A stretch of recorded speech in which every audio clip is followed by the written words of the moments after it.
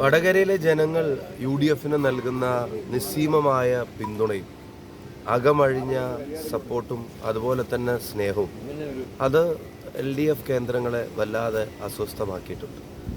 അതിൻ്റെ പേരിലാണ് ജനങ്ങളോട് മറ്റൊന്നും പറയാനില്ലാത്തതിൻ്റെ പേരിൽ പല വ്യാജ ആരോപണങ്ങളും അവരുടെ നേതൃത്വത്തിൽ ഉന്നയിക്കപ്പെട്ടു.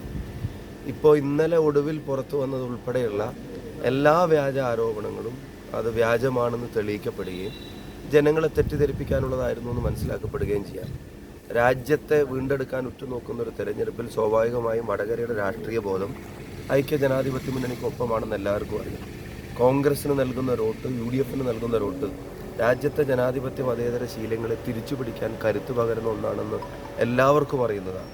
അപ്പോൾ ആ രാഷ്ട്രീയ ബോധം ഏറ്റവും കൂടുതലുള്ള കോൺസ്റ്റിറ്റ്യുവൻസിയിൽ ഒന്നാണ് വടകര.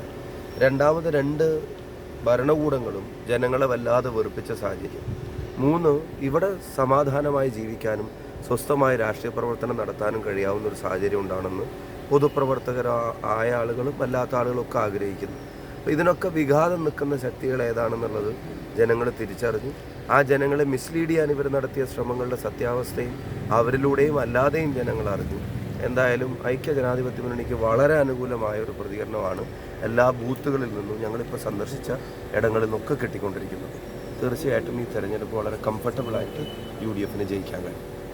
കള്ളവോട്ട് ആരോപണവുമായി ബന്ധപ്പെട്ടെന്തെങ്കിലും അല്ല, ഞങ്ങൾ തുടക്കം മുതലേ ഉന്നയിക്കുന്ന ഒരു കാര്യമാണ്. പല പോളിംഗ് ബൂത്തിലും 95-96% പോളിംഗ് എന്ന് പറയുന്നത് ഒരിക്കലും ജെനുവിനോ ഓർഗാനിക്കോ ആയ കാര്യമല്ല. അത് ആർക്കും മനസ്സിലാക്കാവുന്നേ ഉള്ളൂ.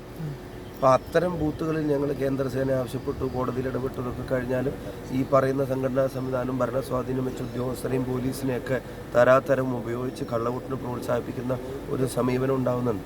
ഇപ്പോൾ എല്ലാ ബൂത്തുകളിലും വീഡിയോ റെക്കോർഡിംഗ് ഒക്കെ നടത്തിയിട്ടുണ്ടല്ലോ.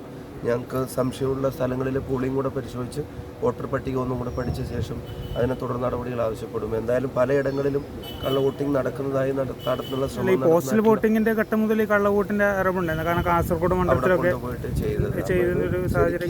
ജനാധിപത്യത്തെ സംരക്ഷിക്കാനാണ് ഈ തെരഞ്ഞെടുപ്പ് എന്ന് പറയുകയും അതേസമയം അതിനെ പ്രാദേശിക തലത്തിൽ കശാപ്പ് ചെയ്യുകയും ചെയ്യുന്ന ഒരു ഏർപ്പാടാണ് നടന്നുകൊണ്ടിരിക്കുന്നത്. അപ്പോൾ ഞങ്ങളതിനെ നിയമപരമായി നേരിടും.